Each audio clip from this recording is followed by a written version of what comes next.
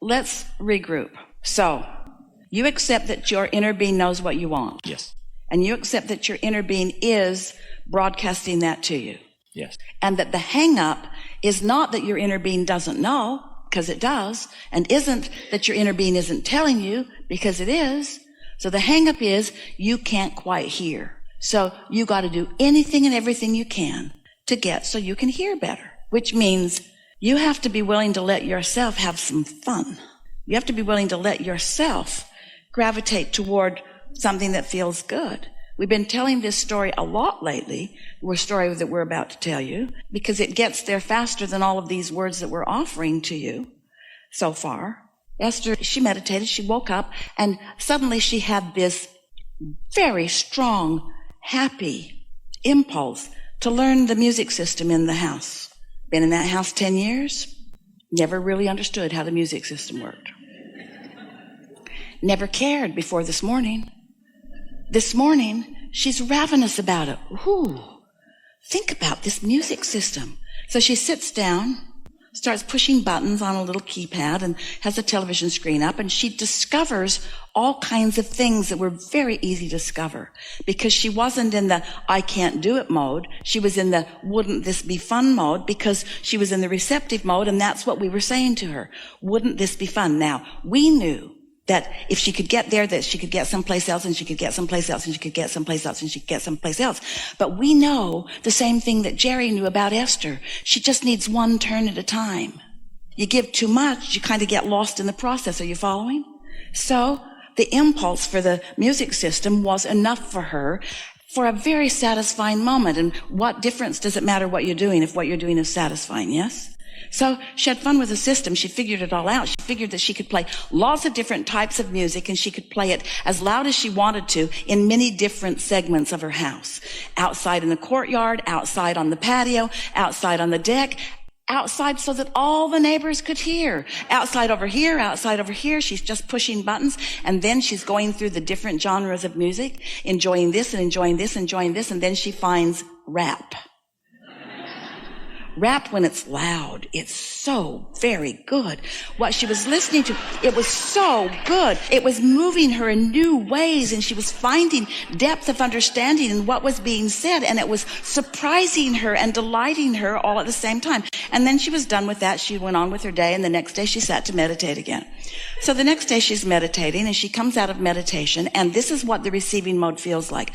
When you've quieted your mind and you are coming out of meditation, and then a thought comes to you, there's a very strong probability that that thought is coming from your inner being, because your mind has been quieted, so you're not tuned into other things. You're tuned in. You've allowed your vibrational frequency to rise to the compatibility of your inner being. And so the thoughts that you receive right after meditation are really good thoughts to follow. So she comes out of meditation, and she has this ravenous desire to start moving the furniture around in her house.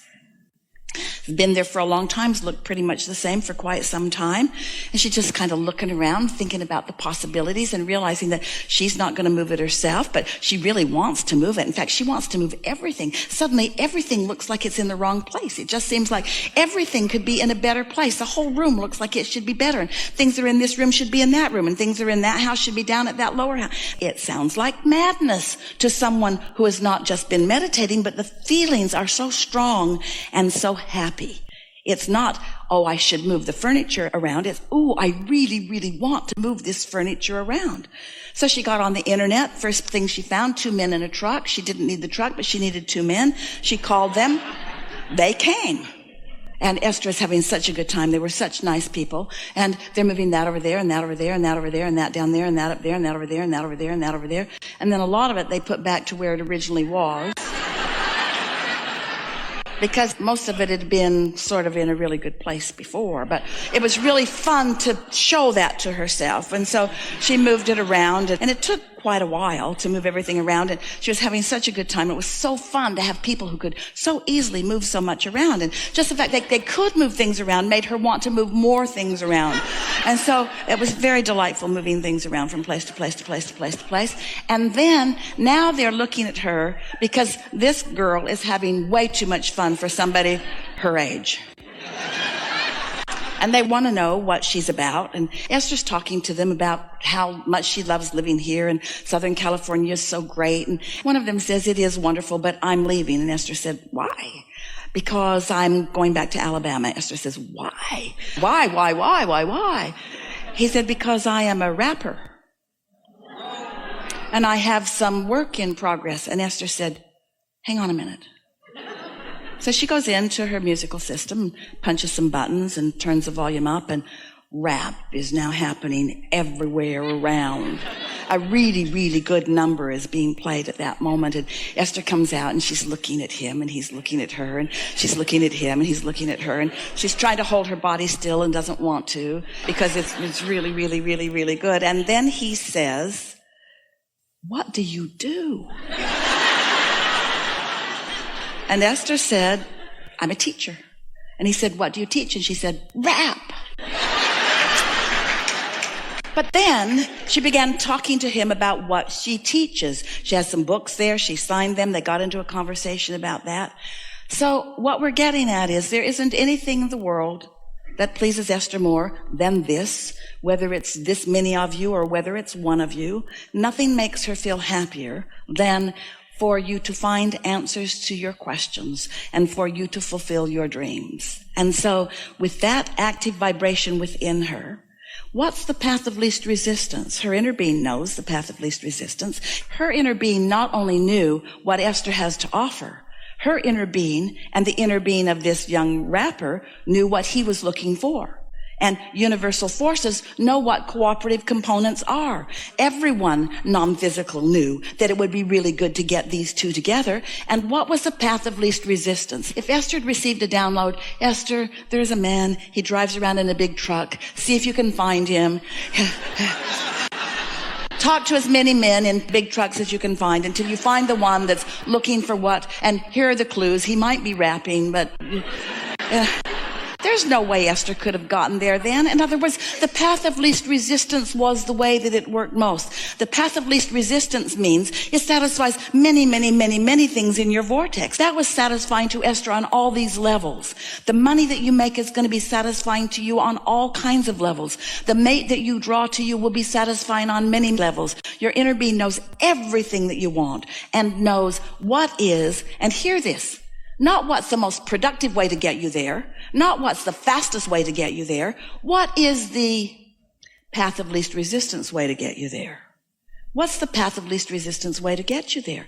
Because the path of least resistance way is the only way to get you there. Because if you've got resistance, you're not going to get there. So it's got to be the path of least resistance way. And the path of least resistance way has to be the best way to get there because it's the only way that you can get there. So it has to be enough because it's all you've got. You get what we're saying? It's all you've got. You can't be less resistance than you are in this red hot minute. But your inner being never stops offering you impulses. And once you know that, then you tend to start listening. You start listening for the impulse. And if you have this new criteria within you that you're listening for, not the criteria of what will sound the best or what will look the best or what's the shortest, but what feels the best? What's the most satisfying? What's the most satisfying? That's what you're looking for. What's the most satisfying? Then what begins to happen is, you see, the fact that this little rampage of us offering and Esther receiving took place over a relatively short period of time, 2 days period of time, after 2 days of meditation, 2 15-minute segments of meditation.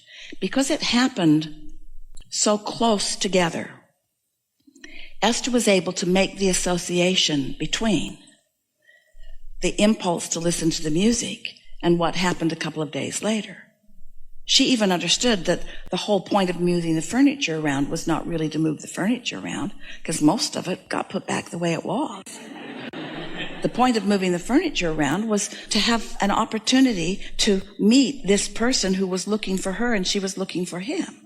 If you're not trying to get all the way down the road and figure out everything, if you can trust that your inner being knows everything and that your inner being knows where you stand in relationship to it, and this is the piece that you've got to accept above all other.